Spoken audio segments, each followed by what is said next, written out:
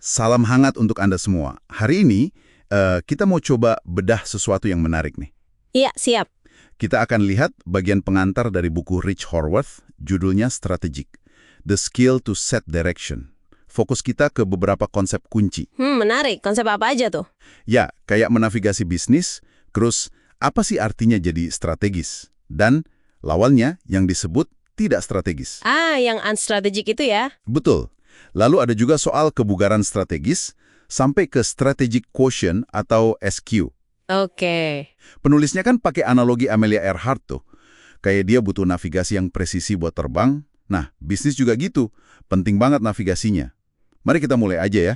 Boleh, boleh. Jadi soal menavigasi bisnis itu, ya intinya memang soal tahu kita ada di mana sekarang. Posisi saat ini ya. Ya, betul. Dan yang lebih penting lagi, menetapkan arah ke depan. Mengendalikan pergerakan lah dari titik A ke titik B. Oke. Tahu posisi sekarang, tentukan tujuan. Kedengarannya simple ya, tapi ternyata krusial banget. Banget. Ada studi kan ya, ke 250.000 eksekutif, katanya menetapkan arah strategis itu tugas nomor satu pemimpin. Ya, itu peran paling vital. Tapi anehnya nih, riset Gallup puluhan tahun malah nemu cuma sekitar 22% karyawan yang ngerasa bosnya ngasih arah yang jelas. Kecil banget ya. Wah, iya juga ya, cuma 1/5 lebih dikit. Kayak contohnya Bob Iger balik ke Disney, atau CEO Hilton yang bilang, kemudi harus stabil tapi siap belok kalau perlu. Itu kan nunjukin pentingnya, yaitu tadi jadi strategis. Nah, persis. Jadi strategis, pertanyaannya, apa sih artinya strategis itu? Itu dia. Di buku ini gimana definisinya? Definisinya cukup lugas ya. Strategis itu artinya punya wawasan atau insight Wawasan, oke. yang kemudian menghasilkan keunggulan atau advantage. Wawasan jadi keunggulan. Wawasan itu kayak pencerahan gitu. Semacam itu, pembelajaran baru yang ngasih nilai tambah. Nah, keunggulannya bisa macam-macam, profit, posisi pasar, ya manfaat kompetitif lah. Oke, paham. Dan bener ya, kalau di dunia bisnis, dibilang strategis itu kayak pujian paling tinggi gitu. Oh jelas, idaman lah. Ada riset lagi nih, 97% eksekutif senior bilang kemampuan strategis itu paling kritikal buat sukses ke depan. 97%? Wow. Iya, jauh ngalahin kemampuan taktikal biasa. Berarti emang penting banget ya? Nah, kalau ada yang strategis, ada juga lawannya kan? Tadi disebut tidak strategis. Di buku ini digambarin kayak apa tuh? Haha, iya istilahnya unstrategic. Digambarinya lumayan serem sih, kayak zombie bisnis. Zombie bisnis. Wah, kenapa gitu? Ya, karena mereka ini kayak jalan tanpa tujuan jelas. Nggak punya prioritas, gampang banget ikut-ikutan tren sesaat. Nggak fokus ya? Satu lagi dosanya, ini yang sering bikin kesel, membunuh rapat. Maksudnya gimana tuh membunuh rapat? Jadi, lagi diskusi penting soal arah strategis, dia malah bawa obrolan ke detail teknis banget yang nggak relevan saat itu. Buang-buang waktu jadinya.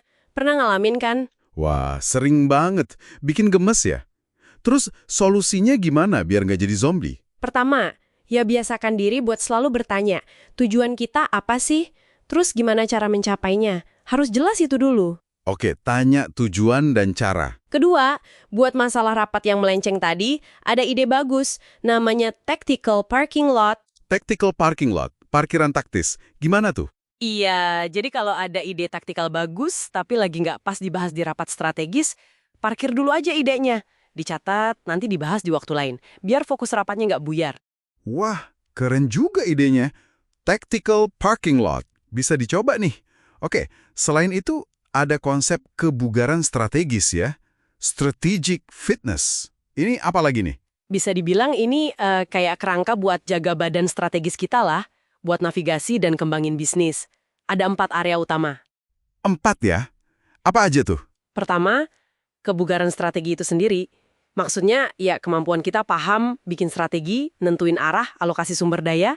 Oke, strategi. Kedua, Kebugaran kepemimpinan. Ini soal filosofi kita sebagai pemimpin, kinerja pribadi, latihan mental, sampai manajemen waktu.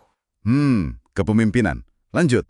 Ketiga, kebugaran organisasi. Ini lihat ke dalam. Struktur bisnisnya gimana, model bisnisnya, pengembangan talenta, inovasi. Oke. Yang terakhir. Keempat, kebugaran komunikasi. Gimana kita fasilitasi diskusi, bangun kolaborasi, komunikasi nilai ke pelanggan, bikin rapat jadi produktif, itu semua masuk sini. Lengkap banget ya. Strategi, kepemimpinan, organisasi, komunikasi. 4 pilar. Terus, gimana cara kita tahu kita udah bugar atau belum secara strategis?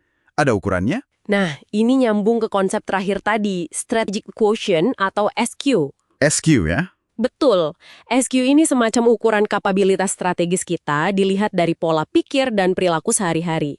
Pola pikir dan perilaku. Gimana ngukurnya? Dasarnya pakai kerangka 3A. 3A. 3A. Apa aja tuh?